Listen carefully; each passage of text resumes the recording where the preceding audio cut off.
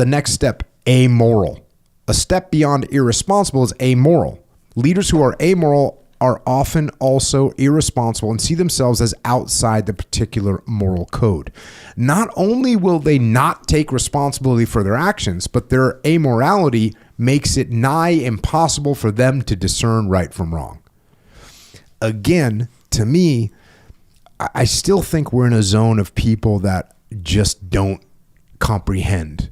Like it says that they don't discern right from wrong. You ever, your kid ever do something where they just didn't get why it was wrong? Yeah. You know what I mean? You're like, many. bro, what are you doing? You can't do that.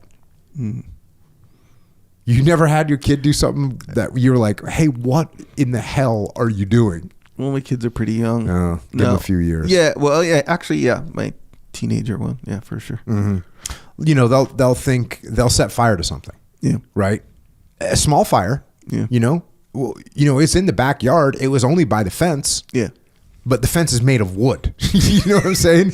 And oh no, if I would have put it, the hose was over there. I could have put no. Yeah.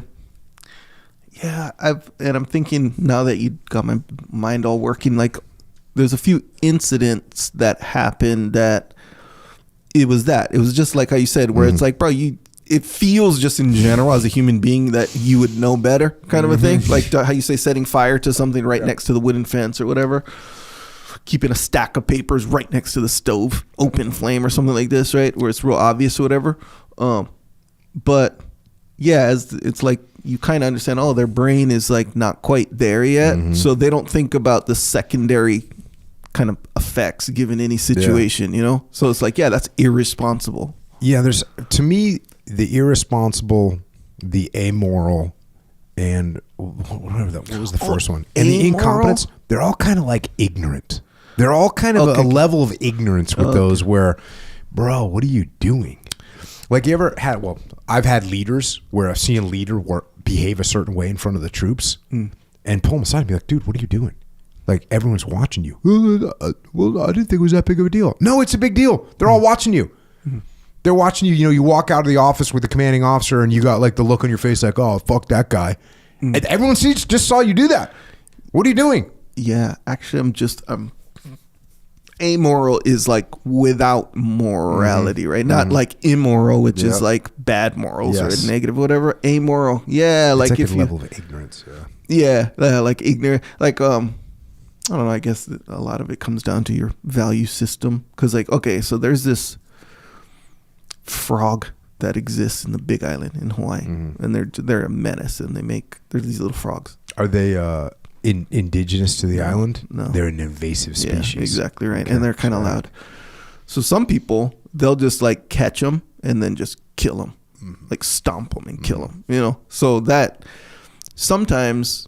I guess it depends. Like if you're not attached to a very specific value system, you'd be like, oh yeah, the thing is just loud, so let me just kill it.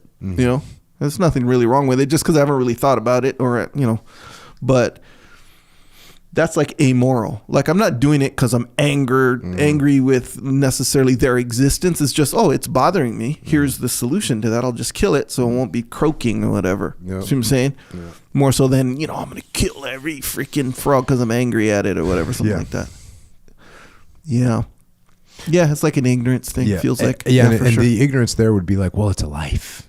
You know what I mean? Like you're treating, if you would kill this frog, which you don't, and look, if you didn't know it is an invasive species and it's harming the rest of the ecosystem and all that. Right. No, it's just like this thing was making noise, so I killed it. Right. That's different. Like that value system, which can go either way, by the way. Yeah. Like you could be like, hey, look, it's taking a life and that's wrong given like, my beliefs and my morals. Or it could be like, hey, no, there's a big picture here and certain like, ecologies have to function a certain way or whatever. They do it with like pigs sometimes. What's the when they kill the pigs? Yeah, because there's too many of them. It's like you got to control the population. Cull the pigs. Yeah. Well, you got to do more than that with pigs. Yeah.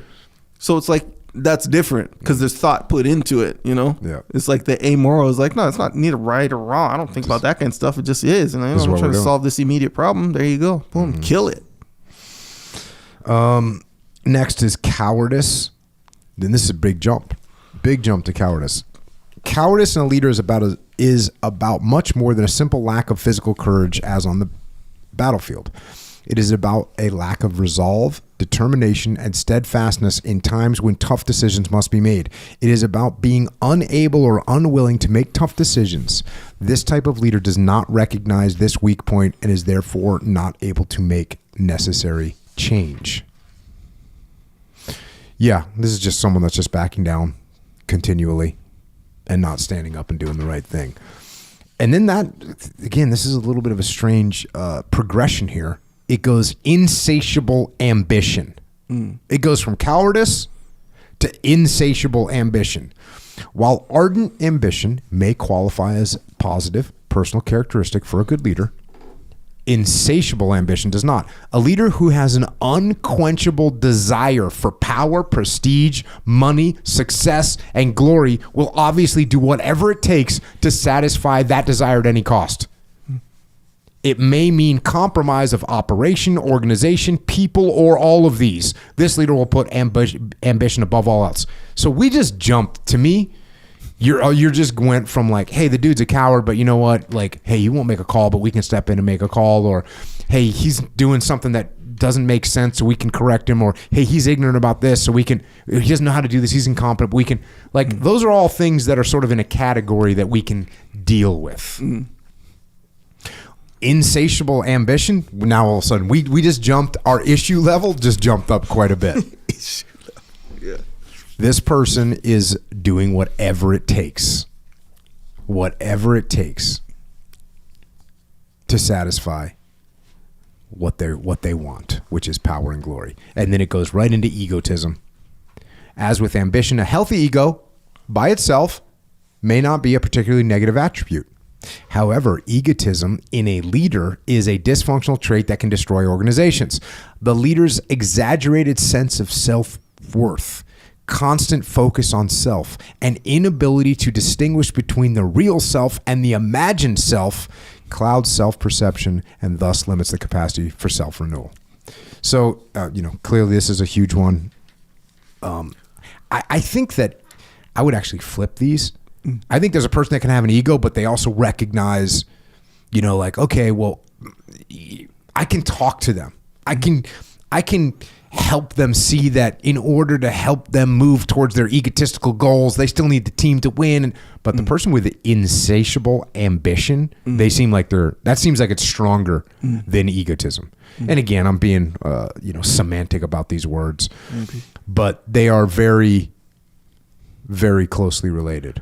And clearly things that destroy teams and organizations. Yeah.